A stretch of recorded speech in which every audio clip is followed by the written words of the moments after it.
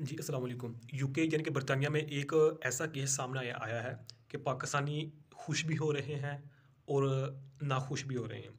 ये वाक़या असल में 6 महीने पुराना है, मई का वाक़या है इसी साल 2025 का, कि एक सिख की दुकान थी लंदन में। तो उस सिख की दुकान पर 4 पाकिस्तानी लोग आए, एक ग्रुप की शक्ल में। तो दुकान में एंटर हुए, दुकान की तोड़-फोड़ की, साज़ो-सामान को आगे-पीछे किया और जो सिख था दुकानदार, उसको भी मारा।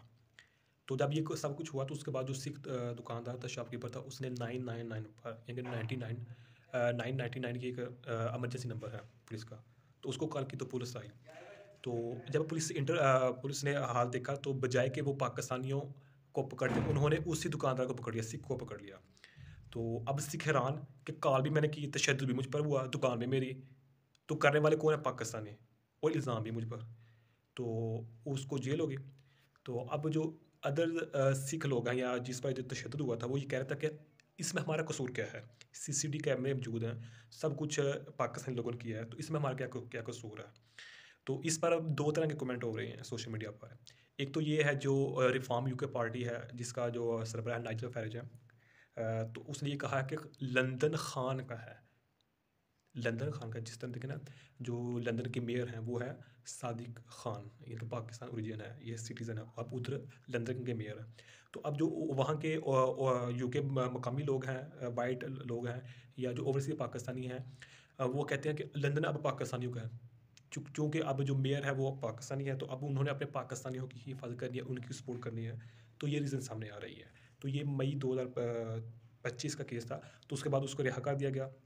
तो अब ये 5 नवंबर को इसने सिख ने अपने ट्विटर पर वीडियो लगाई कि ये देखिए मेरे साथ इल्ज़ाम हुआ था, इसमें सरगना पाकिस्तानियों का था। जब ये पोस्ट की तो इसके इल्ज़ाम में फिर इसको गिरफ्तार कर लिया गया। अब जो सिख बरादरी है वो जो इंडियन अब जो सिख बरादरी है वो एहतजाज कर रही है कि इसमें बताएं हमारा कसूर क्या है। हमारा कसूर तो ये है कि हम इंडियन हैं और सिख भी हैं, इसलिए हमारा कसूर है। तो अब वो एहतजाज कर रहे हैं, वो कह रहे हैं कि हमारा कसूर बताया जाए। तो अब यहाँ दो तरह के कमेंट्स किए जा रहे हैं, मुकामी लोगों की भी तरफ से और ओवरसीज पाकिस्तान इंडियन की तरफ से। पहला तो यही है कि अब पाकिस्तानी की तादाद आहिस्ता आहिस्ता बढ़ती जा रही है और ये अपना लंदन में मिनी पाकिस्तान बनाना चाहते हैं। अब यहाँ शरिया नफाज यानी कि इस्लामी नफाज लाना चाहते हैं। और दूसरा जो है, ये जो एंटी हैं, वो ये कहते हैं कि पाकिस्तानियों को ख़ासकर पाकिस्तान को यूके से निकाल देना चाहिए। यानी कि हर किस्म की जो ओवरसीज़ है, हम जानते हैं कि ये 1.5 मंथ पहले बहुत बड़ा एहतजाज हुआ था ओवरसीज़ के ख़िलाफ़ कि ओवरसीज़ को बाहर निकाला जाए। अब ये भी सामने आ रहा है कि ओवरसीज़ को तो निकाला जाए, लेकिन बिलखसूस पाकिस्तानी को बाहर निकाला जाए। तो अब फ़िलहाल ये केस लटका हुआ है, दिसंबर में इसकी दोबारा सुनवाई होगी, तो वो वहाँ पता चलेगा कि इसका क्या आउटपुट निकलता है।